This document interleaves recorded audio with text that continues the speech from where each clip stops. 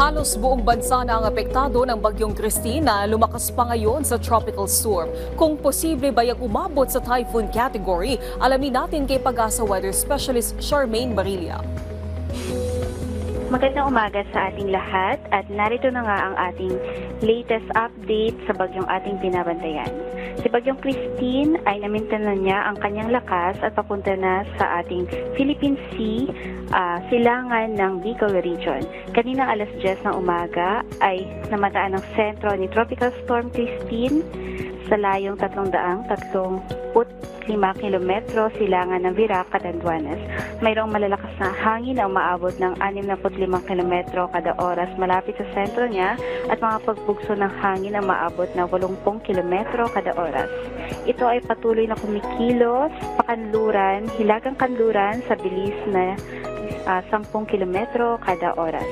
Nakataas ang Tropical Cyclone Wind Signal number 2 sa lalawigan ng Catanduanes, habang Tropical Cyclone Wind Signal number 1 naman dito sa Luzon sa may lalawigan ng Ilocos Norte, Ilocos Sur, La Union, Pangasinan, Apayao, Kalinga, Abra, Mountain Province, Ifugao, Benguet, Cagayan kasama ang Babuyan Islands, Isabela, Quirino, Nueva Vizcaya, Aurora, Nueva Ecija, Tarlac, Zambales, Bataan, Pampanga, Bulacan, Metro Manila, Cavite, Laguna, Batangas, Rizal, Quezon, kasama ang Polillo Islands, Masbate, kasama ang Ticao Islands, Burias Island, Marinduque, Romblon, Camarines Norte, Camarines Sur, Albay at Sorsogon.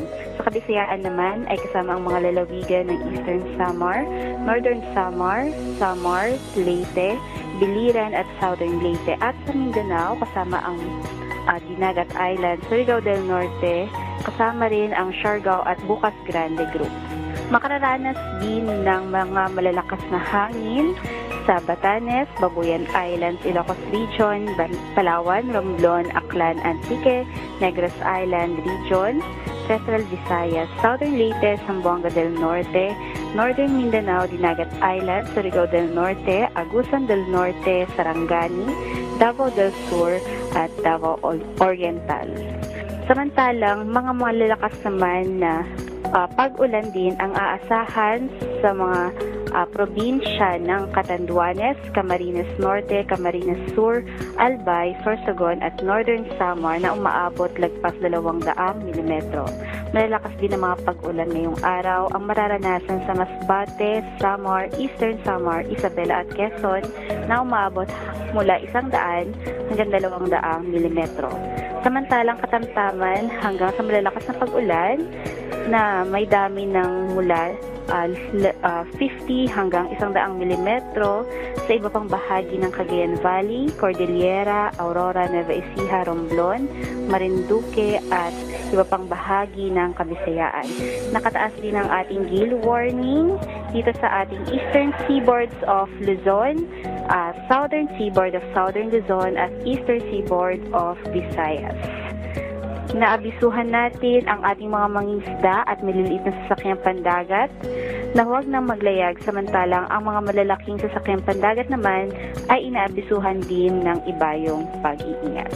Samantalang ang bagyong Christine ay inaasahan na pupunta sa kalupaan ng Isabela o Hilagang Aurora bukas ng gabi at o kaya naman Huwebes ng madaling araw. Kung titingnan po natin yung buong sistema ay meron po tayong, aside lang dito sa Pilipinas, is meron tayong nakikitang high pressure area o isang cyclonic na paggalaw ng hangin dito sa may bandang taas ng Pilipinas.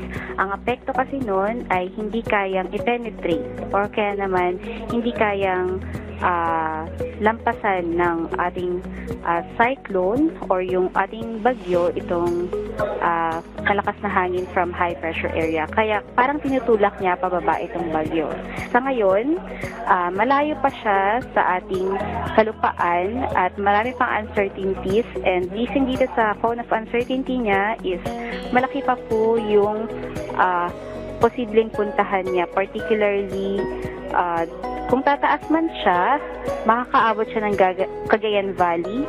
Pero naman kapag bababa pa ng bahagya, ay makakaabot na siya dito sa may parte ng Aurora or Baler. At para naman sa ating mga dam updates,